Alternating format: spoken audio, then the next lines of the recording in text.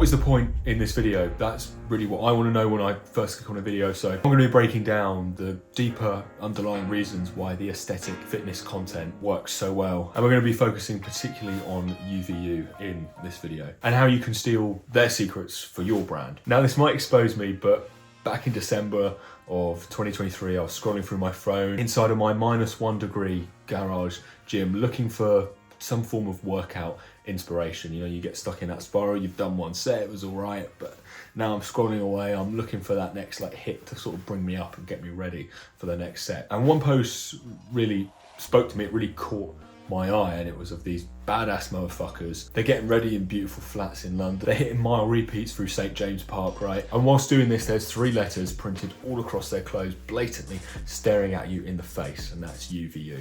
Okay, it might actually seem quite simple, right? You just do your training, or you do the kind of things that your customers like, and you just wear your products whilst you do that. It's simple.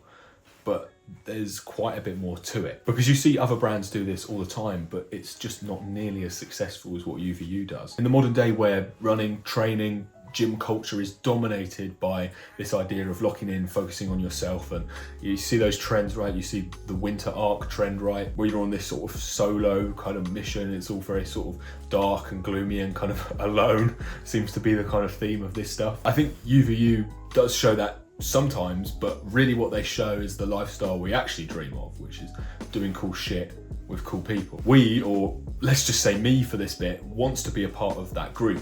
We see the pictures on Instagram of their core sort of group hanging out, training, like I mentioned before. I can't help but want to be a part of that, or want to see that in my life, or create that for myself. And we'll come on to the real way to actually do that in a way that comes across authentic without sort of shoving it down people's throats, because I think they do it really tastefully. And I think the simple idea that you can replicate across your products, even if it's anything from clothing to the info product space, just in any product in general, can really do this. Your product needs to be associated with the community your customer desires to be a part of. So if we're talking about luxury travel, you want to associate with the group of guys that are traveling around Europe for the summer, hanging out, doing cool shit in the airport, fucking rolling around on their suitcases or whatever it is, right? You're building this image of the exact friend group, if you want to put it in that way, that the people that would want to buy those products would love to be a part of. Now that's a great starting point, but I think there's another pillar that works really well for them, and that's mystery. I think the brand content space has, really changed over these last, maybe even sort of 6 months. We're seeing a lot more brands now starting to build in public, right? They're posting authentic long form videos on YouTube. Maybe they're doing it a little bit on Instagram as well.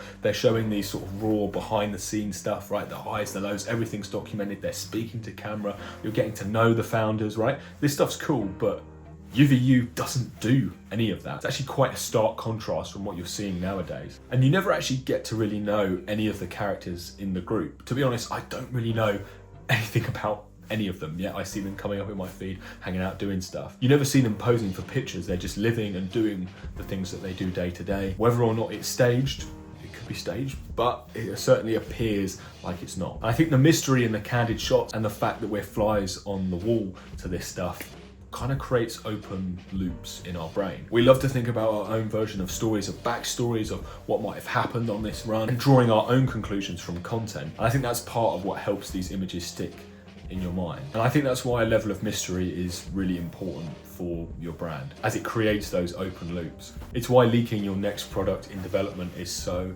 important. I think a lot of product shots, brand content, that kind of stuff can feel really staged and feel like, you're putting on a show and that kind of stuff. Whereas if you're just showing that you're almost living the brand, it kind of comes across a little bit more authentic. Now they do actually also embrace the long form content, and that's really for their true fans. They don't follow the traditional long form format. They don't post it on YouTube with a title thumbnail and anything like that. They put it on Instagram Reels, right? And it's not even the most optimal way to show this content to anyone, right? They're not optimizing for views for these videos. They're optimizing for trust, for fulfilling the desires of their fans, right? I think as a fan of UVU, what I'd love to see is a video of them training, talking about their training, that kind of stuff. And you don't quite get that, but you get an insight into what they're actually doing and how they're actually training, and that builds a whole nother deeper layer, right?